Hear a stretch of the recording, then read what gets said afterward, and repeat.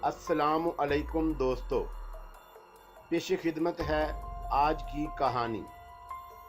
कहानी में आगे बढ़ने से पहले मेरी नए आने वाले दोस्तों से अपील है कि हमारे चैनल को सब्सक्राइब करें और बेल के आइकॉन को दबाकर ऑल नोटिफिकेशन ऑन कर दें ताकि हर आने वाली नई वीडियो का नोटिफिकेशन आपको बर वक्त मिल सके। राजदेव के कहने के मुताबिक इस बार काफ़ी सामान अपने साथ लाया था और उसने इस सामान का एक बड़ा हिस्सा निकाल कर सरातू की बीवी और बच्चों में तकसीम कर दिया। सरातू की बीवी पर सख्ता सा तारी हो गया और वह फटी फटी निगाहों से उन कपड़ों को देखने लगी जो अगर वाकई उसकी मलकियत बन जाते तो शायद वो बस्ती सोबारा की सबसे अमीर औरत हो सकती थी। और वो बस्ती सोबारा की सबसे अमीर कबीर औरत हो गई थी क्योंकि ये तमाम कपड़े उसके हवाले कर दिए गए। राजदेव ने सरातू की ज़रूरियात महसूस करते हुए उसकी बीवी को और भी बहुत सी चीज़ें दी और आज के लिए ये औरत कतई नाकारा हो गई। वो बस खोए खोए अंदाज में एक गोशे में बैठे इन अशिया को देखे जा रही थी और उसकी इस कैफियत से सब ही लुत्फ अंदोज हो रहे थे। सरातू के बच्चे खुशी से उछलते कूदते फिर रहे थे, हालांकि अभी उनमें से कोई कपड़ा उन्हें इस्तेमाल के लिए नहीं मिला था। सरातू की वापसी दूसरे दिन हुई और दूसरे दिन वो घोड़ों से लदा फंदा आया। सब के इस्तेमाल के लिए घोड़े मौजूद थे। वो ये बहुत शानदार घोड़े नहीं थे लेकिन फिर भी जंगल से पकड़े हुए थे और अच्छे खासे थे। उनके साथ साथ वो 2 खच्चर भी लाए थे जो कर्नल फेरोज का कारनामा था। बिलाशुबा इस सिलसिले में दूसरे लोगों के जहन में ये बात नहीं आई, लेकिन कर्नल फेरोज ने बताया कि सरातू के ससुर के पास बड़े मजबूत किस्म के खच्चर मौजूद थे और उसी ने ये मशवरा भी दिया कि जंगलों में दाखिले के लिए खच्चरों पर सामान लादना ज़्यादा बेहतर है क्योंकि सामान का वजन खच्चर ही सही तौर से उठा सकते हैं। उसके साथ ही सरातू के ससुर ने कुछ और भी कार्रवाइयाँ की। मसलन उसने जड़ी बूटियों के ऐसे मरहम दिए जो जंगल की फिजा में बड़े कार आमद साबित हो सकते थे। उन मरहम छोटे छोटे जख्मों पर भी काम करते थे और जंगली कीड़ों के काटने के लिए भी इस्तेमाल थे। सरातू ने बताया कि उसका ससुर हकीम भी है और जड़ी बूटियों से बेहतर इलाज करता है। गर्द के सरातू की जात उनके लिए दर हकीकत चिराग के जिन ही की साबित हुई। उसने उन्हें इतनी आसानियां फराहम की जिनका ये उस दौरे दूर दराज बस्ती में तसव्वुर भी नहीं कर सके थे। सरातू के अंदर और कोई तब्दीली हुई हो या ना हुई हो, लेकिन कम से कम उसके वसाइल और बढ़ गए और यकीनी तौर पर तजर्बा भी, जबकि इस वक्त वो एक लाउबाली सा नौजवान था। जब ये पहली बार उसके साथ सोबारा के जंगलात में दाखिल हुए थे, जब ये तमाम तैयारियां मुकम्मल हो गई तो उसके बाद बस्ती सोबारा में रुकने का सवाल ही पैदा नहीं होता था। हाँ, सरातू ने दबी जुबान में राजदेव से ये ज़रूर कहा था कि जो कुछ उसे दिया गया है वो उसके लिए नाकाबिले यकीन है और जो कुछ तुम्हें मजीद दिया जाएगा सरातू वो भी तुम्हारे लिए नाकाबिले यकीन होगा। शर में आपका शर्वंट, आपका खादम बश और कुछ नहीं, सरातू ने ममनूनियत से कहा। तमाम तैयारियां मुकम्मल हो गईं और उसके बाद ये लोग एक सुबह सोबारा के जंगलात की जानब चल पड़े। हर तरह की बंदोबस्त कर लिए गए। सरातू ने इस बार वाकई कमाल कर दिखाया था। चुनाचा उसने ऐसी सब्जियां जो तवील अरसे तक चल सकती थी अब स्टोर कर ली थी और उन्हें खच्चरों पर लाद दिया गया। और भी ऐसी बेशुमार चीज़ें जो रास्ते में काम आ सकती थी और इस बार यकीनन पहले की निस्बत ये सफ़र मौसर और शानदार था। घोड़े भी बेज़ाहर देखने में ख़ास महसूस ना होते थे, लेकिन जब वो जंगल में दाखिल हुए तो उन्होंने अपनी शान दिखाना शुरू कर दी। आगाज़ वहीं से किया गया जहाँ से पहली बार वो सोबारा के जंगलात में दाखिल हुए थे। प्रोफेसर गौरी भट्टचंद्र, कर्नल फेरोज, गजाल और कंदील बहुत खुश थे। जंगल की एक एक शय देखकर उनके चेहरे पर हैरत के नकूश पैदार हो जाते। सरातू राजदेव और सिकंदर के साथ अपने घोड़े पर सफर कर रहा था और कभी कभी उनसे बातें भी करता जाता था। घोड़ों को निहायत सुस्त रवि से आगे बढ़ाया जा रहा था और उन्हें दौड़ाने की जरूरत पेश नहीं आई। राजदेव ने कहा, कोई तब्दीली नहीं हुई यहाँ। क्यों सरातू, 112 की रवायात वही हैं? नहीं सर, उनमें ग्रेट चेंज हुआ है, सरातू ने जवाब दिया। ओहो वो क्या सर, अभी इधर और 112 शह आगे और भी बहुत शाशिस्ती बस्ती आबाद हो गया है। उधर डाकू लोग छोटा छोटा सस्ती में डाका मारकर अफशा लोग को नुकसान पहुंचाता है। बस गवर्नमेंट ऑफ इंडिया उधर आर्मी अटैक किया और डाकू लोग शह डिमशू डिमशू हुआ। फिर उधर बहुत सा डाकू मारा गया और बहुत सा गिरफ्तार हुआ। तब आस पास का बस्ती वाला खुश हुआ और उसने 112 के आगे अपना घर बनाया। सर उधर 20-20 और 25-25 घर पर बस्ती आबाद है। उधर वो लोग उधर खेती बाड़ी करता। बहुत खूब, ये तो वाकई एक खुशगवार तब्दीली है। ये बस्तियां कितने फासले तक फैली हुई हैं। ज्यादा दूर नहीं गया वो लोग, क्योंकि इधर जानवर लोग खतरनाक होता। अभी जब डाकू उन जंगलों में था तो जानवरों को खत्म करता, बट सर जब डाकू खत्म हुआ तो उन जानवरों का राज हो गया और इधर ज्यादा जानवर आ गया। Oh good, very good. इसका मकसद है कि शिकार के जराए वसी हो गए। सर ये जानवर लोग सस्ती वाला को नुकसान पहुंचाता, बट आसपास एम्यूनिशन नहीं, इसलिए वो नुकसान उठाता। सिकंदर का चेहरा मुसर्रत से जगमगाने लगा। राजदेव ने मुस्कुराते हुए उसे देखा और बोला, ये तो तुम्हारे लिए खुशखबरी है। हाँ है तो खुशखबरी, लेकिन ये इंकशाफ मजीद एहतियात की दावत देता है। बेशक दूसरों को इससे आगाह करना पड़ेगा। जल्दबाजी की जरूरत नहीं, दिन का सफर एहतियात से किया जाए। रात को जब कैंप लगाएंगे तो दरिंदों के बारे में भी एहतियात कर लेंगे, सिकंदर ने जवाब दिया। पूरा दिन घोड़ों का सफर जारी रहा और उन्होंने तकरीबन 4 या 5 मील का रास्ता तय किया। यहाँ तक कि शाम हो गई। बहुत ही उम्दगी से यह सफर किया जा रहा था और तमाम लोगों के चेहरों पर सुकून बिखरा हुआ था। कर्नल फेरोज अलबत्ता किसी खास काम में मसरूफ थे और घोड़े पर सफर करते हुए भी उसकी निगाहें इधर उधर भटक रही थीं। बाद औकात वो अपना घोड़ा उनसे कुछ फासले पर ले जाता। उस सिलसिले में जब प्रोफेसर गौरी ने उनसे सवाल किया तो वह हंस पड़ा। भाई हर शख्स अपनी अपनी कारकर्दगी दिखाने का ख्वाहिशमंद होता है। मैं उन जीपों के निशानात तलाश कर रहा हूँ जो इधर से गुजरी हैं। दिलचस्प बात है कर्नल। हाँ, लेकिन अभी तक उसमें कोई कामयाबी हासिल नहीं हुई। ये जमीन बिलाशुबा ऐसी है कि उस पर कोई निशान पड़ने के बाद कई दिन तक रह सकता है, लेकिन गालबन हमारा दोस्त एडमंड गारसा इधर से नहीं गुजरा।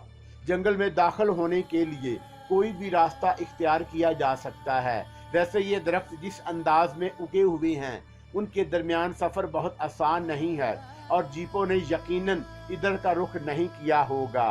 कर्नल फेरोज ने कोई जवाब नहीं दिया। रात के लिए कैंपिंग की जगह तलाश कर ली गई और उसके बाद बहुत ही उम्दगी से रात गुजारने का बंदोबस्त किया गया। इस दौरान खास तौर से कंदील पर निगाह रखी गई और वो लोग महसूस कर रहे थे कि कंदील जरूरत से ज्यादा हशाश बशाश है। सब ही गुफ्तगू करती रहती थी और जंगल के बारे में अपनी पसंदीदा का इजहार भी कर रही थी। गजाल के सुपुर्द चौका उसकी निगरानी मुकम्मल तौर से कर दी गई, इसलिए वो कंदील के साथ ही रहा और कंदील ने उसे भी अपनी खुशी का इजहार किया था। रात के लिए खास तौर से बंदोबस्त करते हुए राजदेव ने तमाम लोगों को बताया कि सरातू के कहने के मुताबिक इन जंगलात में दरिंदों का वजूद पाया जाता है और हर लम्हा होशियार रहना होगा। चुनाचा रात के पहर का खुसूसी तौर पर बंदोबस्त कर दिया गया। 2 शिफ्टों में ड्यूटियां लगाई गईं। पहली शिफ्ट की ड्यूटी गजाल और प्रोफेसर गौरी की थी। प्रोफेसर गौरी ने अपने हाथों में राइफल थामी और हंसते हुए बोला, ये राइफल मैं सिर्फ इस शर्त पर चला सकता हूँ कि गजाल मेरे पीछे रहें और जब राइफल से मुझे धक्का लगे तो वह मुझे गिरने से बचा लें। अगर मैं इसमें घोड़ा दबाने की आसानी ना होती तो मैं उसे कभी अपने हाथ में ना लेता। हाँ, निशाने की जिम्मेदारी नहीं ली जा सकती, अलबत्ता धमाके से जानवर तो भाग ही जाएगा। प्रोफेसर गौरी की इस बात पर सब लोग हंसने लगे। गजाल ने कहा, आप फिक्र ना करें प्रोफेसर, मैं एक फौजी का बेटा हूँ। आप बस राइफल संभाले, मेरे साथ होशियार रहें, बाकी सारे काम मैं खुद कर लूँगा। सरातू ने भी अपनी खिदमात पेश की थी, लेकिन उसे दूसरी शिफ्ट के लिए मुंतकिल कर दिया गया था और दूसरी सुबह उन्हें उसी दरख्तों का सिलसिले की जानब सफ़र करना था जिधर साथ साथ बस्तियां भी थीं। वो बस्ती की कारवाइयां देखते रहे। बस्ती वालों ने भी उन अजनबी लोगों को देख लिया, चुनाचा कई औरतें और बच्चे उस तरफ निकल आए और दूर ही दूर से उन लोगों को देखते रहे। बस्ती वालों से कोई ख़ास बात मालूम नहीं हुई, चुनाचा उन्होंने भी उनकी जानब तवज्जो नहीं दी और अपने अपने कामों में मसरूफ़ रहे। छोटी छोटी झाड़ियां आस पास उगी हुई थीं। शाम के तकरीबन 6 बजे सिकंदर ने 2 बूढ़े आदमियों को देखा जो एक झाड़ी के पास खामोश बैठे उन्हीं की जानब देख रहे थे। उनके बाल बिखरे हुए थे, जिस्मों पर बराए नाम लिबास थे और कुछ इस तरह खामोश बैठे थे कि कुछ समझ में ना आया। गालबन खाने पीने की किसी शय की तलाश में थे। सिकंदर ने खाने पीने की कुछ अशियां अपने साथ ली और उन बूढ़ों की जानब बढ़ गया। सिकंदर के करीब पहुंचने पर भी वो दोनों ना चौंके तो राव ने उनसे कहा, तुम यहाँ क्यों बैठे हो? तब वो परेशानी से इधर उधर हाथ पांव मारने लगे। तब ही सिकंदर को एहसास हुआ कि वो दोनों नाबीना हैं। अजीब पुरस्रार सी शक्लें थीं। बहरतौर सिकंदर ने खाने की अशिया उन्हें देते हुए कहा, ये खाने की चीजें हैं, लो और यहाँ से चले जाओ। बूढ़े ने हाथ नहीं उठाए। सिकंदर ने वो अशिया उनके जिस्मों पर रख दी और वापस पलट पड़ा। उसे कोई खास एहसास नहीं हुआ, लेकिन अभी वो ज्यादा दूर नहीं गया कि उसने अपने दाहिने हाथ पर स्याह रंग का एक अजीमुल हबशा रीछ देखा जो किसी दरख्त के अकब से नमूदार हुआ। रीछ ने सिकंदर को देख लिया था। वो अपने मखसूस अंदाज में आ रहा था। चलते चलते रुक जाता और जमीन पर कुछ सूंघने लगता। सिकंदर ने दूर ही से उसका निशाना लिया और चंद लम्हात उसी तरह खामोशी से गुजर गए। फिर दफतन रीछ के अंदाज में तेजी पैदा हुई और वो वहशियाना अंदाज में खूखियाता हुआ राव की तरफ दौड़ा। राव ने उस पर फायर किया, मगर यूं लगता था जैसे रीछ पर कोई असर ना हुआ हो। वो अपने बेहानक दांत कचकचाता हुआ दोबारा हमला आवर हुआ और राव ने उसके हमले से बचने के लिए एक सिमत छलांग लगा दी। रीछ अपने ही जिद में आकर आगे निकल गया। चंद ही सेकंड के बाद वो पलटा, मगर इतनी देर में सिकंदर उसका सही निशाना बांध चुका था। उसकी राइफल से दूसरी गोली निकली और वहशी रीछ जमीन पर ढेर हो गया।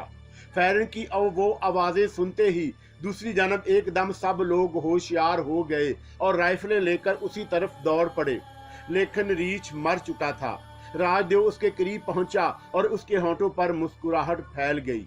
तो गोया तुमने अपना काम शुरू कर दिया। बड़ा शानदार रीछ है और मैं तुम्हें इस नए सफर में बल्कि नई मुहिम में पहले शिकार की मुबारकबाद देता हूँ। सिकंदर ने कोई जवाब ना दिया और खामोशी से रीछ को देखता रहा। राज फिर बोला, क्या बात है, खामोश क्यों हो? नहीं, कोई खास बात नहीं, इस शिकार से कुछ पुरानी यादें ताज़ा हो गई हैं, सिकंदर ने मुस्कुराते हुए कहा। कर्नल फेरोज और गजाल ने भी राव को मुबारकबाद दी।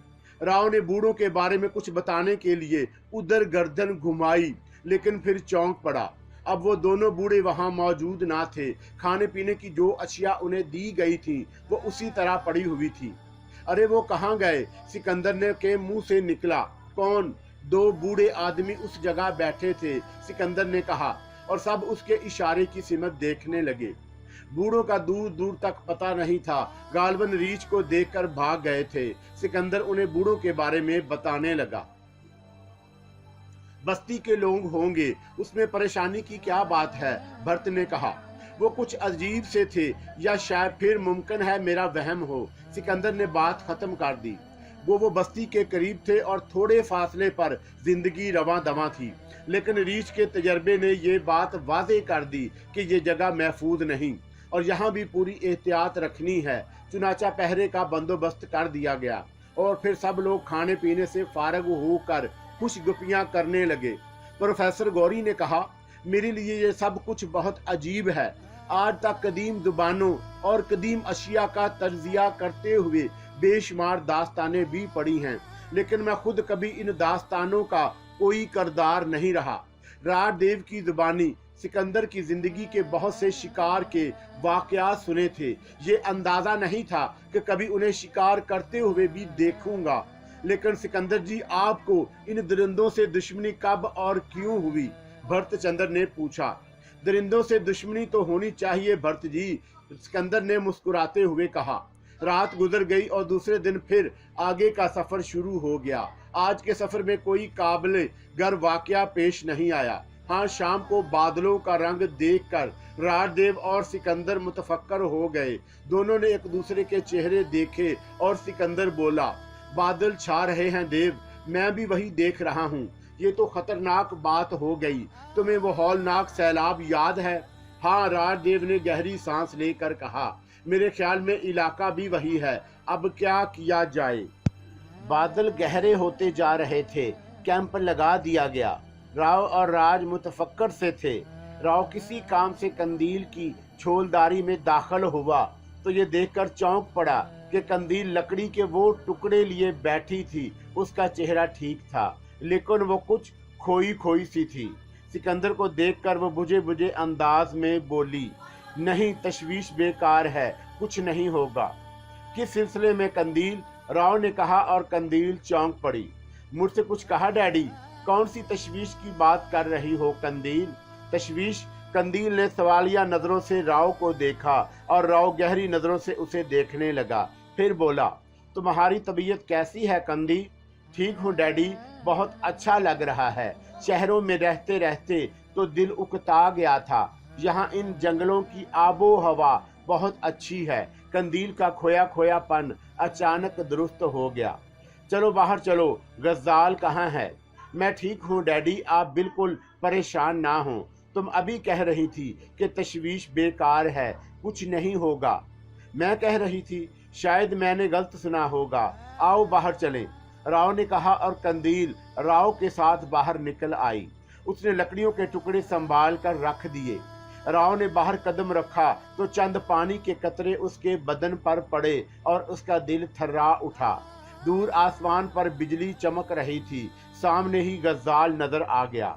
उसने मसरूर लहजे में कहा, अंकल, बारिश होने वाली है।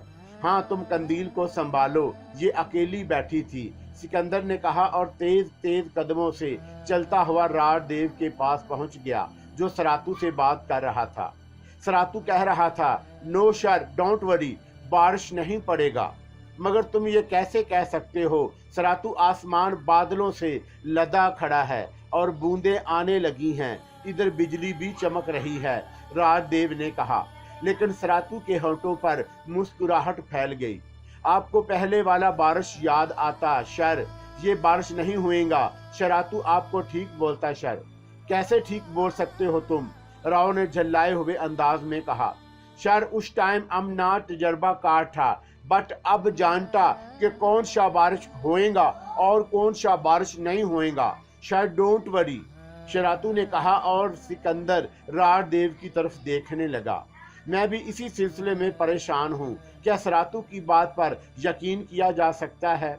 कैसे यकीन किया जा सकता है राजदेव? तो फिर क्या किया जाए? बेहतर है चारों तरफ का जायजा ले लें, हमें कहाँ पनाह मिल सकती है। शरातू बिल्कुल ठीक बोलता, बारिश नहीं होएगा, शरातू ने फिर कहा और राजदेव और सिकंदर गर्दन हिलाने लगे। फिर उन्होंने कहा, ठीक है सरातू, लेकिन इसके बावजूद तुम जरा जल्दी जल्दी ऐसी जगहों की तलाश करो जहां अगर बारिश हो जाए तो हम पनाह ले सके।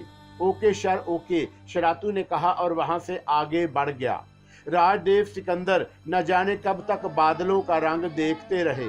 बूंदाबांदी मुसलसल हो रही थी और बाकी लोग जंगल की इस बारिश से लुत्फ अंदोज हो रहे थे। ये लोग भी इस बारिश से लुत्फ अंदोज होते अगर उन्हें एक हौलनाक तजर्बा ना हुआ होता। लेकिन सरातू ये बात जिस एतमाद से कह रहा था वो भी काबिले गौर थी। हो सकता है ऐसा ही हो। दिल में यही दुआएं मांग रहे थे वो दोनों के तेज बारिश ना हो, वरना सारा किया धड़ा चौपट हो जाएगा। वैसे उनसे ज्यादा खतरा आगे जाने वालों को था, यानी एडमंड गारसा और उसके साथियों को, क्योंकि वो इस बारिश की हौलनाकी से वाकिफ भी नहीं थे। लेकिन सरातू का कहना दुरुस्त साबित हुआ। आधी रात तक इसी तरह बूंदों बांदी में गुजर गई और उसके बाद आसमान पर तारे निकल आए और उन लोगों ने सुकून की सांस ली। वाकई सरातू का कहना ही दुरुस्त साबित हुआ। इसके अलावा सिकंदर को कंदील के अल्फाज भी याद थे और उनका मुआजना वो उन अल्फाज से कर रहा था जिनमें कंदील ने उसके एक शिकारी दोस्त की मौत की पेशगोई की थी। कंदील की इस वक्त की कैफियत कम अज कम उस जैसी ही थी जैसी इस वक्त थी जब वो लकड़ियों के टुकड़ों से खेल रही थी। राजदेव और राव सिकंदर ने दूसरों को बताए बगैर रात को जागने की ड्यूटी अपने सर ले ली थी, लेकिन उनके दिल में असल खतरा बारिश का था जो सुबह होते होते बिल्कुल टल गया और सुबह का सूरज भी काफी चमकदार था। चुनाचा उन लोगों ने मुतमिन अंदाज में आगे का सफर शुरू कर दिया। रात भीगती जा रही थी और फिजा में खनकी बढ़ती जा रही थी। राव अपनी ड्यूटी पर मुस्तअद हो गया और उसकी नजरें दूर दूर तक का जायजा ले रही थी। कर्नल फिरोज भी उससे चंद गज के फासले पर बैठा हुआ था। दोनों खामोश थे। अचानक काफी फासले पर किसी परिंदे के परों की फड़फड़ाहट सुनाई दी और वो दोनों चौकन्ना हो गए। ये फड़फड़ाहट बेमैनी ना थी। सिकंदर की निगाहें उस जगह जम गईं जहां से उसे ये आवाज सुनाई दी। फिर उसने कर्नल की तरफ देखा और सरगोशी के अंदाज में उसे आवाज दी, लेकिन कर्नल की तरफ से कोई जवाब नहीं मिला। इस वक्त पोजीशन तब्दील भी नहीं की जा सकती थी। कर्नल के बारे में अंदाजा हुआ कि वो ऊँग गया है। इस वक्त कर्नल को होशियार भी नहीं किया जा सकता। उसी वक्त बंदरों के खोखियाने की आवाज उभरी और सिकंदर को यकीन हो गया कि दरिंदा पास ही मौजूद है। सिकंदर के आसाब तन गए और उसकी सारी शिकारी हिस्से जाग गई। उसके कान एक एक आहट को सुन रहे थे और उसने पत्तों के चरचराने की आवाजें साफ सुनी। वो सांस रोके तैयार बैठा था और दरिंदे को देख लेने के लिए कोशां था। कई बार उसने झाड़ियां हिलती देखी। वो जानता था कि दरिंदे भी किसी कदर होशियार होते हैं और अगर उन्हें शिकारी के चुकन्ना होने का अंदाजा हो जाए तो वो खुद भी शिकारी को धोखा देते हैं। इस वक्त भी ऐसी ही कैफियत का एहसास हो गया। यकायक कहीं दूर से एक सांबर की भयानक आवाज उभरी और फिर उसके बेतहाशा दौड़ने की आवाजें सुनाई दी, लेकिन उसके साथ ही एक और असाब शिकन चीख ने सिकंदर का दिल दहला दिया। ये आवाज इंसानी होते हुए भी गैर इंसानी थी। बिल्कुल बिल्ली की सी गुर्राहट उभरी थी और फिर धमा चौकड़ी मच गई। आवाज छोलदारी की तरफ से सुनाई दी। कोई धम से गिरा। फिर एक दहशत भरी मर्दाना चीख उभरी। सबसे पहले कर्नल उछलकर छोलदारी की तरफ भागा। उसने होशियारी से काम लेते हुए टार्च रोशन कर ली। फिर दूसरे भी उठ खड़े हुए।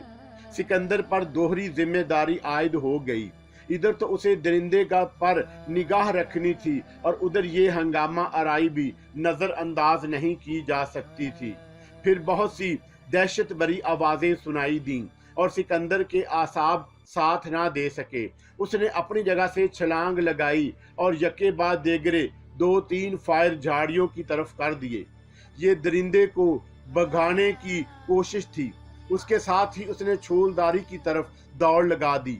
दूसरे लोग भी जाग गए थे और टार्चों की रोशनियां एक हौलनाक मंजर उजागर कर रही थी।